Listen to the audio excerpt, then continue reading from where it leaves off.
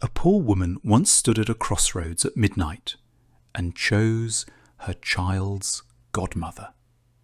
She turned down God, she turned down the devil, and she said yes to the third one who came walking. The third one was a skeleton in a long pale dress, and the woman chose her for one reason. You, she said, are the only one who treats us all exactly the same. This story comes from Mexico. It is one of the most widely told folk tales in the whole of Latin America. You will find a version of it in nearly every Spanish-speaking country, but its truest home is the villages of central Mexico, where it has been told for a very long time. In those tellings, the figure of death is not a horror. She is a comadre, a godmother, a neighbour. In Mexico, death is so familiar that she has affectionate names. La Flaca, the skinny one. La Huesuda, the bony one. La Catrina, the elegant lady in the fine hat. Mexico does not look away from her. Mexico sets a place for her at the table. And there is a reason this particular story survived so well and travelled so far and is still told today. It is because this is not really a story about dying. It is a story about the one thing death is supposed to be, the one promise she makes to every single one of us, rich and poor, young and old, beloved and forgotten. And it is a story about what happens to a person who decides, out of love, to break that promise.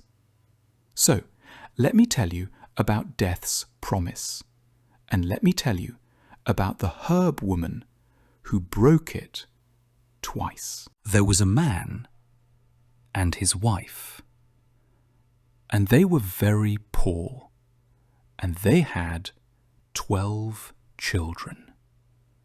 And then there came a 13th. The man stood outside his small house on the night the 13th child was born, and he was not happy. He was frightened. 12 mouths he could barely feed. A 13th felt less like a blessing than like a sentence. But there was a custom in his village. Every child had to have a godparent, a padrino, a madrina, someone who would stand beside the child for life and guide it and help it. So the man did a strange thing. He took the newborn in his arms and he walked out of the village, in the dark, to the crossroads on the plain, and he said out loud to the night, I will give the godparenthood of this child to the first one who comes walking down one of these roads. And the first one who came was a tall, warm, shining figure who said, I am God. Give the child to me. I will be the finest godparent in all the world. And the poor man, and this is the part people always find hard, the poor man said, No. Why? Asked God. Why would you turn me away? And the poor man, who was poor but was not stupid, said this, Because, Lord, you are not fair. You give one man 12 fields and another man none. You give one child a long, sweet life and another only a week. I do not say you are cruel. I say I cannot understand you, and I will not hand my child to a godparent whose reasons I cannot understand. And God, in this story, did not argue. God simply walked on. The second one to come walked down a road that glowed a low, dim red. he was handsome and clever-eyed, and he said, "I am the devil. Give the child to me. I will make it rich beyond measure." And the poor man said no to him too. "You," he said, "are a liar by trade. A godparent must keep his word. You have never kept one." And then came the third. She walked down the last road without any light at all. She needed none, and she was a skeleton, white as a peeled bone, in a long plain dress the colour of dust. And she walked with a calm, even, unhurried step, like someone who is never, ever late. "I am death," she said. "Give me the child, or do not. It makes no difference to me." And the poor man looked at her for a long moment. "You," he said, "I choose you, because you, alone of the three, are exactly the same to every person who has ever lived. The emperor and the beggar, the newborn and the ancient. You come for all of us. You skip no one. You cannot be bribed, and you cannot be flattered, and you cannot be escaped. You are the only one I have ever met who is completely fair." And Death, who had been called many things in her long career, but rarely fair, and never as a compliment, Death tilted her bone-white head, and she said, "Yes, I will be the child's godmother. And because you understood me, because you did not beg and did not lie and did not look away, I will give your family a gift." The child grew, a daughter. Her name was Anna. And Death, true to her word, was a present godmother. She visited, she watched the girl grow, and when Anna was old enough to learn a trade, her godmother gave her the gift that had been promised at the crossroads. Death took Anna out into the desert hills and taught her the herbs. Every root, every leaf, every flower that could break a fever or close a wound or quiet a cough or ease a pain. Anna became a curandera, a healer, the finest for 100 miles. But the herbs were only half of the gift. "Listen to me, goddaughter," said Death. "Here is the rest. When you are called to a sickbed, any sickbed, look for me. I will be standing in the room. No one else will see me, but you will. And here is how you will know what to do. If I am standing at the foot of the sick person's bed, then the sickness is not yet theirs to die of. Give them your herbs. They will live, and you will be praised as a healer of miracles. But if I am standing at the head of the bed, up by the pillow, beside their face, then I have come for them, and their hour has arrived. Do not give them your herbs. Do not try. Sit with them, comfort them, hold their hand, but do not fight me. Because that fight, goddaughter, that one fight is the one you must never, ever pick. And Anna promised. For many years, Anna kept the promise, and she became, in those years, the most famous healer in the whole of the region. Because Anna was never wrong. When Anna walked into a sick room and saw her godmother standing at the foot of the bed, she would smile and open her basket and give her herbs with total confidence, and the patient always recovered, every time. And when Anna walked into a sick room and saw her godmother standing up by the pillow, she would quietly close her basket.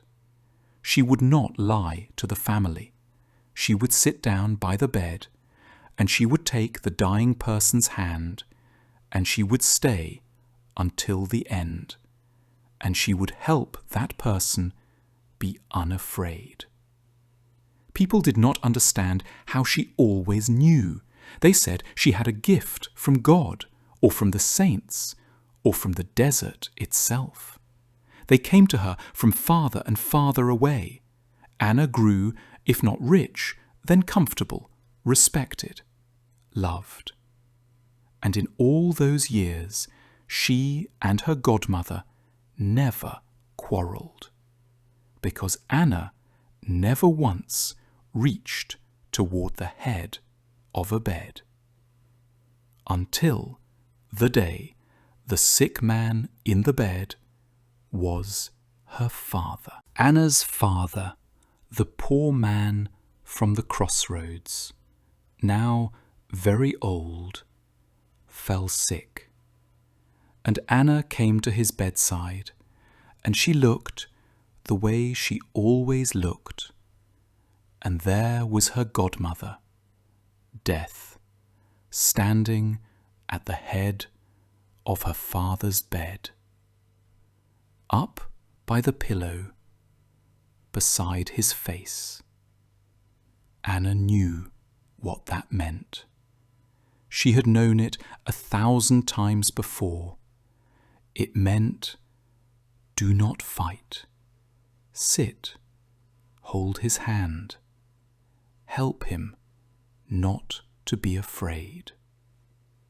And Anna, for the first time in her whole life, did not do what she was told.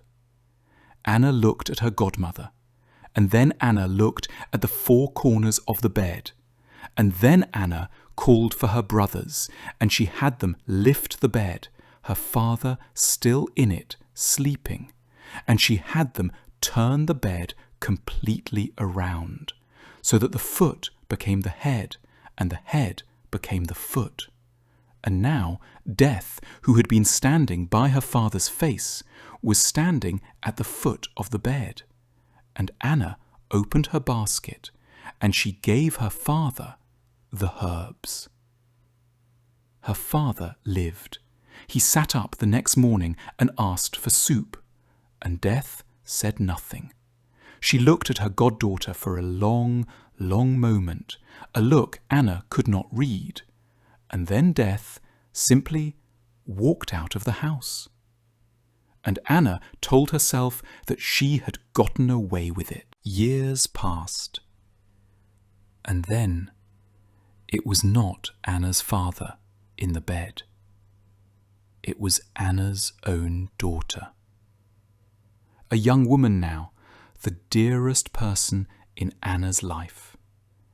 And Anna came into the room, and she looked, and there stood her godmother, Death, at the head of the bed. Anna tried the trick again. She had the bed turned, but this time her godmother simply walked calmly around the bed and stood once more at the pillow. No, said Death, not twice. The trick was clever once. So Anna did something far more desperate. She begged her godmother to come with her just for a moment to a place Anna wanted to show her. And Death, who was, after all, this woman's godmother, who had taught her the herbs and watched her grow, and who did, in her own cold and even way, love her, Death agreed.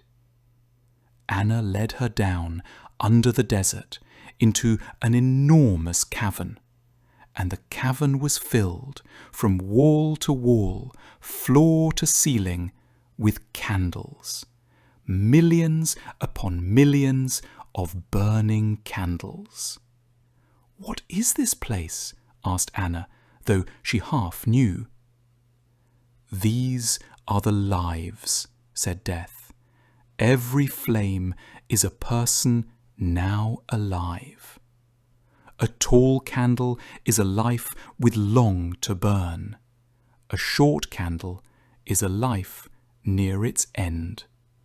When a flame goes out, I go to that person."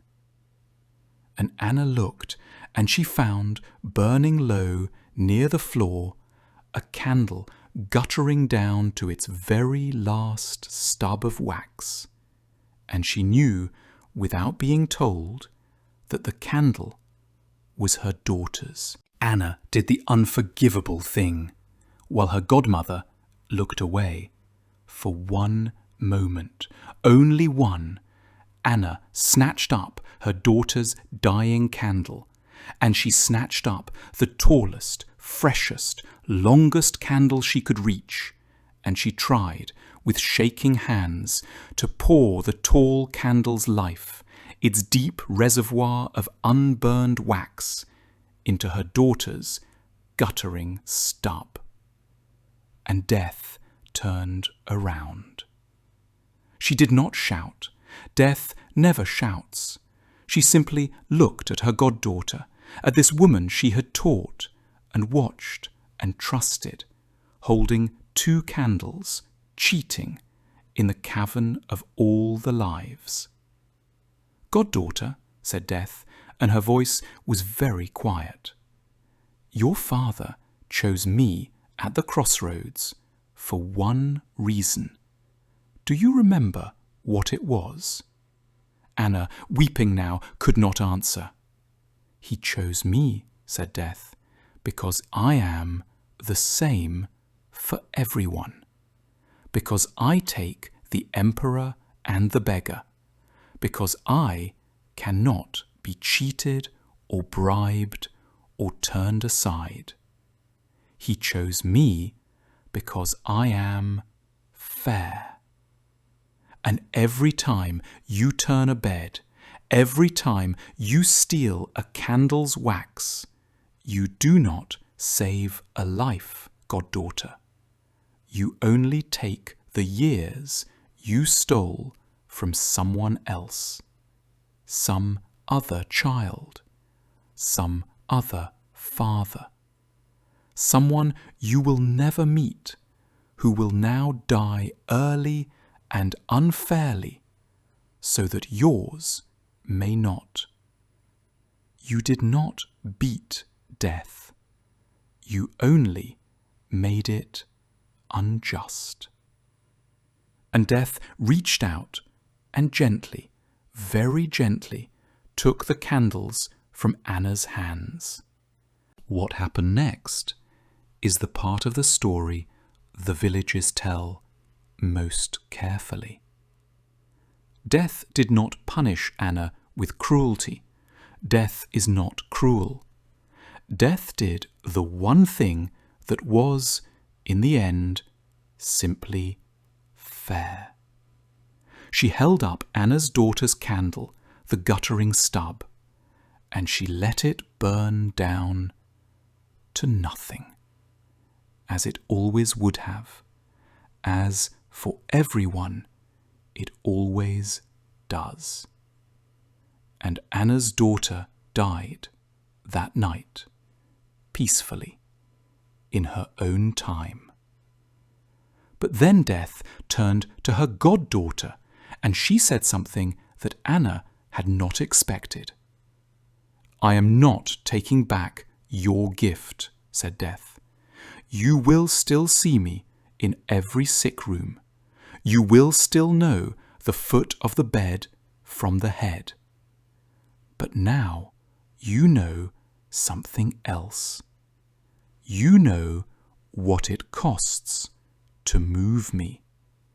You have felt it in your own hands. So go back, goddaughter. Go back to the sick rooms. Heal everyone I let you heal. And when you see me at the pillow, sit down, hold their hand, and do not make some stranger's child pay for your love. And Anna went back, and she was, for the rest of her long life, a healer of extraordinary mercy, not because she could cheat the end, but because she finally understood that she could not, and that no one should, and that the kindest thing a healer can do at the head of a bed is not to fight, but to stay. There is one last thing to know about this story. We tell it, usually, as a story about death, about skeletons and candles and the cleverness of an old herb woman. But that is not what the villages are really telling. Listen again to why the poor man chose her at the crossroads. Not because she was kind, not because she was gentle. He chose her because she was fair. Because she is the one force in all the world that treats every single one of us exactly the same. And the herb woman's sin was not that she loved her father or her daughter. Of course she loved them. Her sin was that she believed her love entitled her to be an exception, to turn the bed, to steal the wax, to reach into the great cavern of everyone's lives and quietly decide that hers should burn longer than the rules allow. And every time she did it, this is the hard edge of the story, some other candle, some stranger's child, some father she would never meet, went dark, early and unjustly, to pay for her exception. You will not be asked to turn a bed, but you will be asked 100 times in smaller ways to take the longer candle meant for someone else, to want the rule bent just once, just for you, just for the ones you love. And it will always feel like love. But fairness, friend, is the one gift that only works if no one, not even you, not even for love, gets to be the exception. So when you stand at the head of some hard bed, and you will, do not turn it. Sit down, hold the hand, and let the candle burn its honest length.